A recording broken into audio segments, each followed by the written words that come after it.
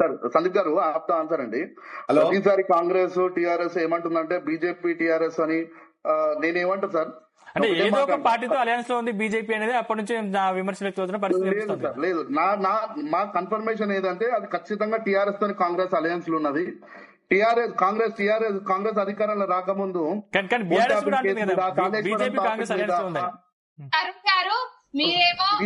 Investigation చేస్తా అని చెప్పిన ఏదో ఒక పార్టీ ఎవరి మీద కూడా ఇన్వెస్టిగేట్ చేయకపోవడము ఖచ్చితంగా వీళ్ళు హ్యాండింగ్ లో లేక మూవ్ అవుతున్నారు సార్. మీరు ఖచ్చితంగా కూడా వాళ్ళ మీద ఎటువంటి ఇన్వెస్టిగేట్ చేయకపోవడము, ఇన్వెస్టిగేట్ చేస్తే అరెస్ట్ చేయకపోవడము, ఏ రకంగా ఒప్పందం చేసుకున్నారు. కల్వకుంట్ల కవిత గారికి లిక్కర్ స్కామ్ లో తిహార్ జైలు కి పోతే వీళ్ళు ఏ రకంగా ఒప్పందం చేసుకున్నారు. దాని తర్వాత ఆవిడనే బయటకు వచ్చి ప్రెస్ ముందు మాట్లాడింది, అవును బీఆర్ఎస్ పార్టీని తీసుకుపోయి బీజేపీలో కలవడానికి కొన్ని దయ్యాలు కేసీఆర్ చుట్టుపక్కల ఉన్నారని చెప్పేసి చెప్పలేదా? ఇది చెప్పలేదా? తను ఈరోజు పార్టీలో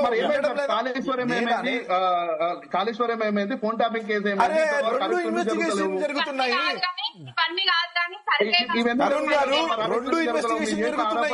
tapping is also investigation happening. Kaleshwaram scam is also investigation happening. Results వస్తాయి సార్.